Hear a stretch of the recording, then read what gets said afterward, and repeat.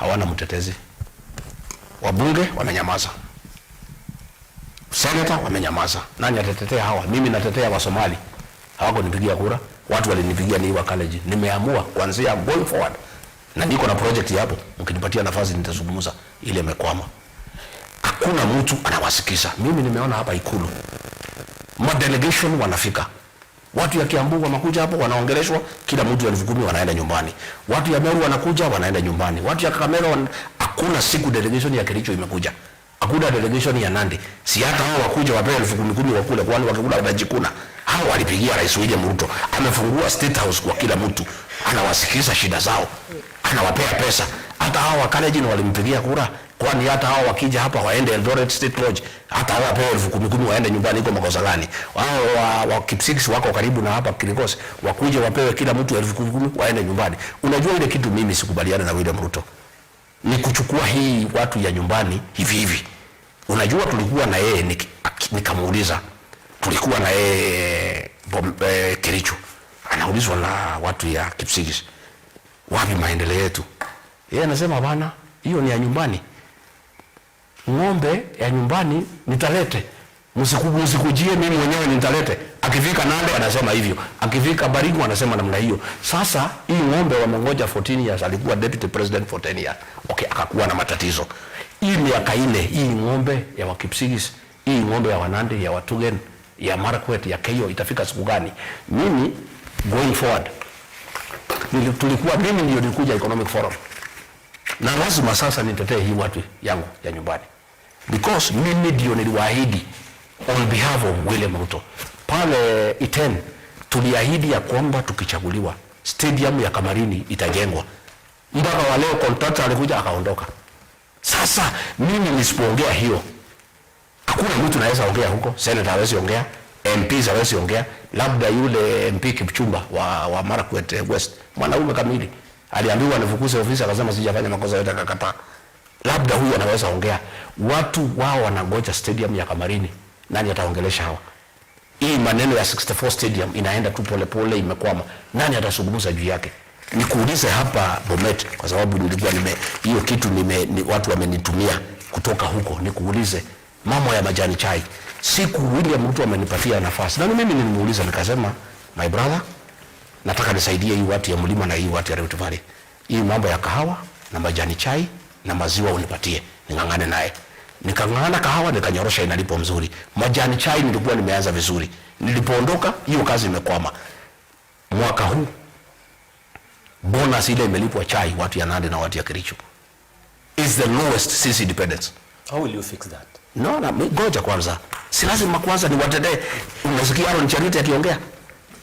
Umesikia Cheragai akiongea? Watu ya majani chai in Rift Valley are suffering. Have you heard William Ruto akisema chochote? Umesikia huyu maseneta na MPs wakiongea? I must speak for them. Huyu mtu ya Ruto anaitwa Saporaro, umesikia akiongea hiyo maneno? Mimi sasa hao watu walinipigia kura. Mimi I had a solution to fix the tea problem. Na nilikuwa nimeanza. Nilifanya 2023 nikafanya tea conference hapo Kericho. Na tukasikizana mikakati ile yote tutaweka ndio majani chai ipate bei sawa sawa. Rais ameharibu, ameenda kuingilia masuala ya Sudan. Ameingilia masuala ya Sudan, ameenda kuunga mkono muasi anaitwa Hemeti. Wanafanya biashara. Serikali ya Sudan imekasirika. Sisi tulikuwa tunauza 15% chai yetu katika Sudan. Wamekataa kununua. Chai inaosa Mombasa. Watu wetu wakulima wa chai wamepata shida. Mimi mwenyewe nataka niahidi watu ya Nandi, watu ya Kericho, watu ya Bomet ambaye ni wakulima hodari ya majani chai. Mimi niko na solution ya chai. Na nilikuwa nimeanza vizuri na ilikuwa inaenda vizuri.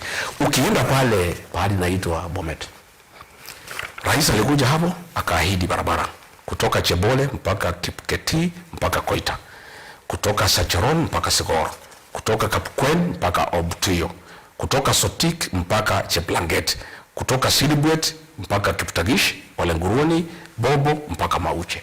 Hiyo barabara hakuna.